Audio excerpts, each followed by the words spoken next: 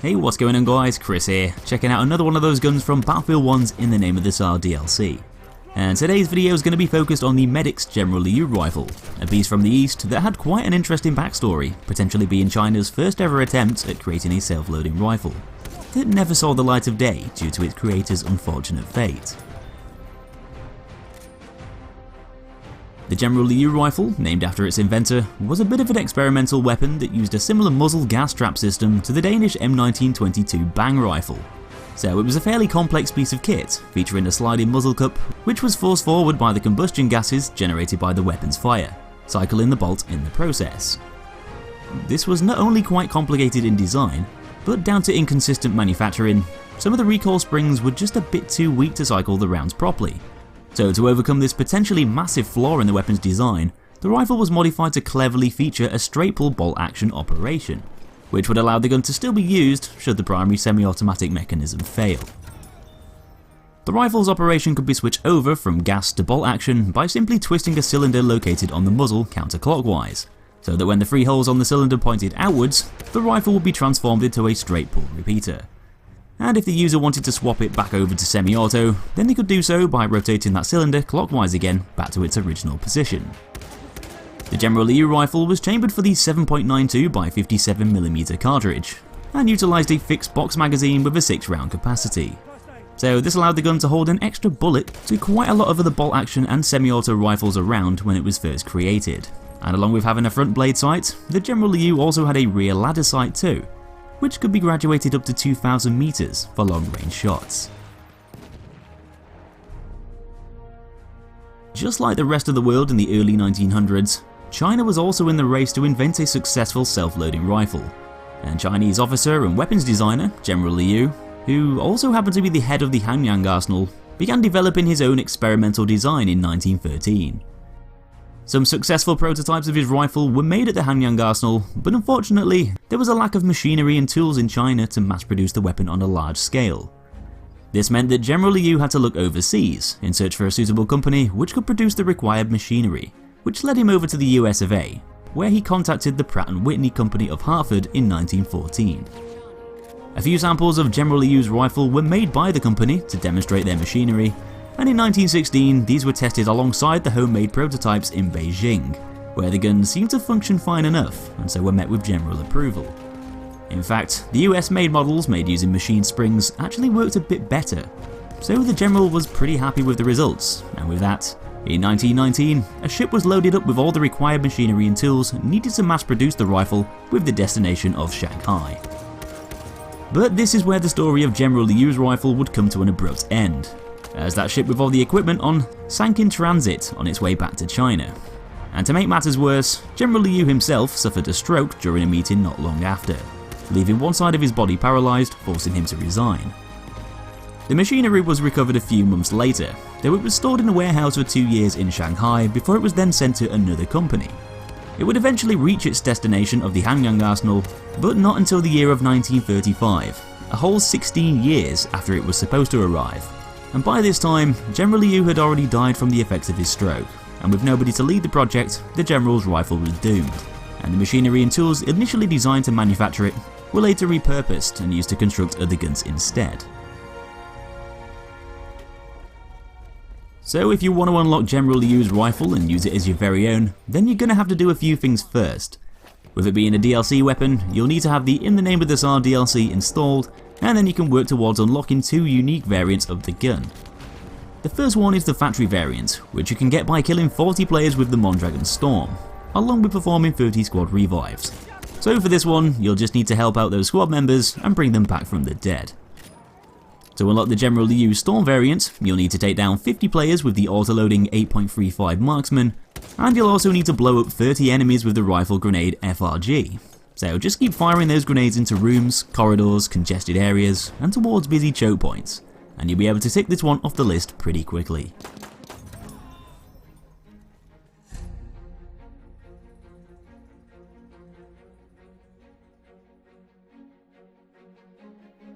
But anyway, it's time to check out those in-game statistics, starting off with the weapon's power. The General Liu Rifle has a maximum damage output of 40, which is going to start to drop off at the range of 26.5 meters. The damage gradually decreases over distance from this point until your shot travels beyond the 51.5 meter mark, which is where that damage is going to begin to level out, dealing the minimum damage of 35. So the General Liu has the exact same damage graph as the Mondragón and both self-slider rifles, meaning you'll be able to drop another player in just 3 rounds over any distance, whether that be at point blank range or whether you're engaging a target extremely far away. So in terms of the rifle's overall damage output, it can provide you with some fairly strong short and long distance stopping power, and with the weapon's damage not dropping down too much over distance, it's going to be a fairly reliable choice for knowing just how many bullets you're going to need to bring down an oncoming enemy player. The RSC 1917 is still going to kill in 1 less bullet at close to medium ranges, and most of the other medic rifles are capable of killing players in 3 bullets at these distances too. But because the General Liu's damage drop off is so gradual and doesn't really decrease by too much, it means that the gun's going to be able to hurt more than a lot of the other rifles such as the Tsar DLC, M1907 SL and the Autoloading 8 beyond those closer proximities, making it a more powerful ranged weapon. If you can manage to land a headshot under 36 meters, then you'll be able to deal just enough damage to kill in 2 shots, even if that second round lands on the upper body. Though at even closer ranges, under 26 meters, just 1 bullet to the brain is going to deal up to 68 damage in total, allowing you to secure a kill very easily with that second round. It doesn't matter where that second shot goes, be it the body, legs or arms, it's going to take them out of the fight regardless. So basically, if you want to kill very quickly up close, make sure you aim for that helmet.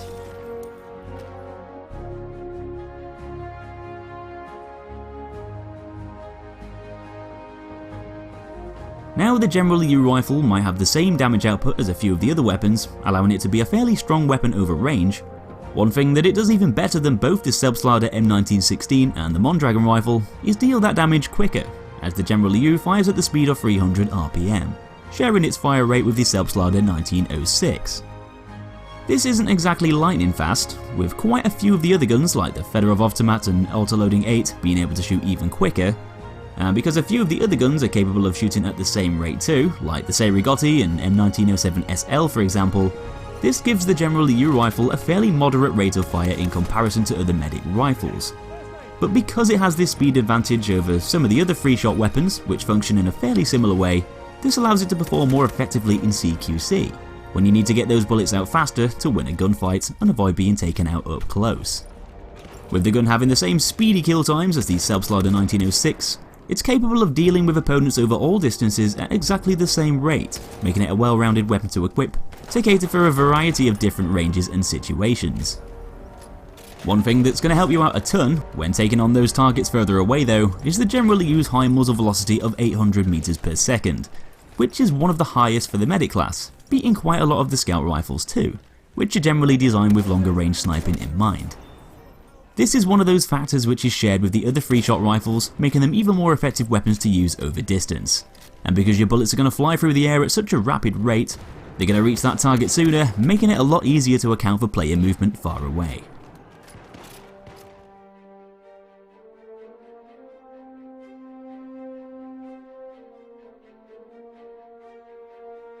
If we take a look at those recoil patterns, we can see that the 2 variants both have different figures for both horizontal and vertical kick. The standard factory variant is going to jump upwards with a vertical recoil value of 1.3 and side to side by 0.5, and both of these values are actually on the higher end of the spectrum, making it one of the least accurate and stable medic variants in the game, being fairly similar to the self-slider M1916.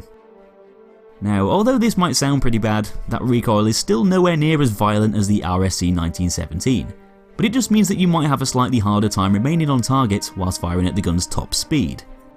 The factory variant does have its perks though, being able to recover 75% faster from that recoil whilst aiming down sights, along with recovering twice as quickly whilst firing from the hip.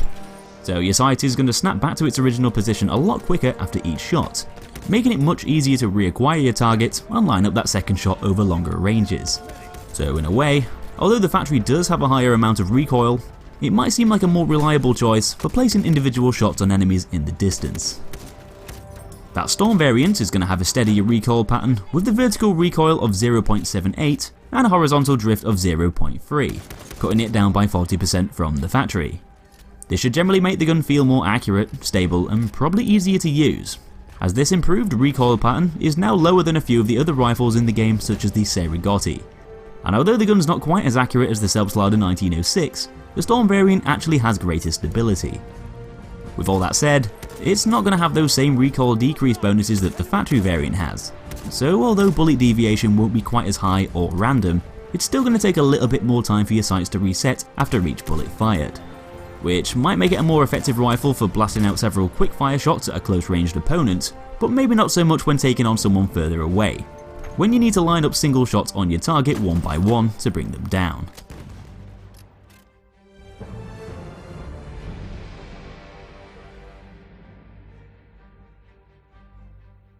The General Liu Rifle can hold up to 6 rounds at a time, so the same as the RSC 1917,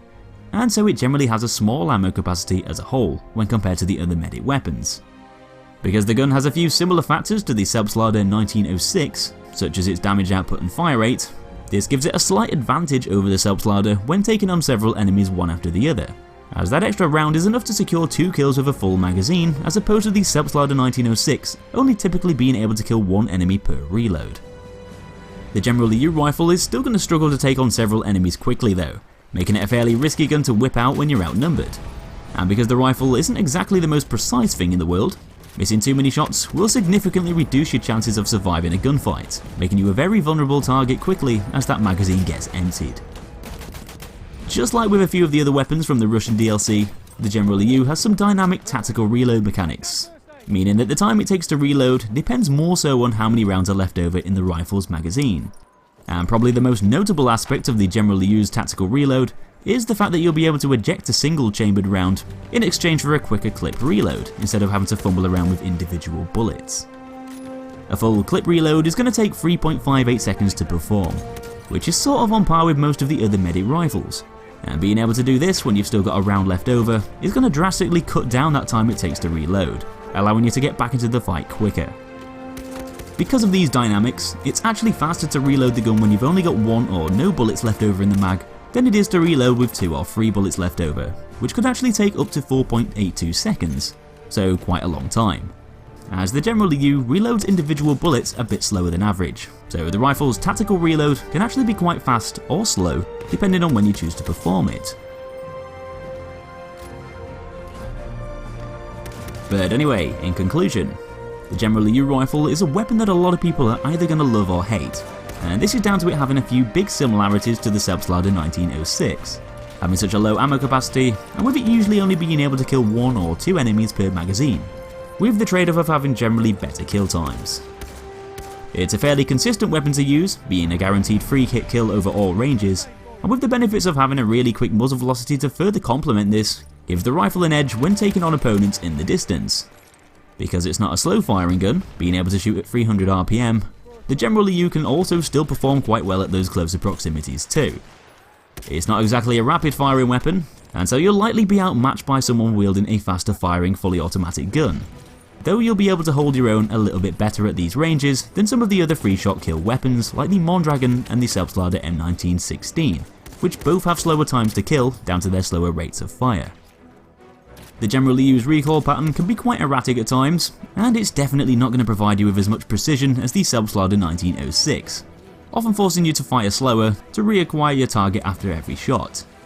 Though to balance this out and make things nice and even, you'll be given an extra bullet per reload, allowing you to kill up to 2 enemies with full health as opposed to just 1 per magazine.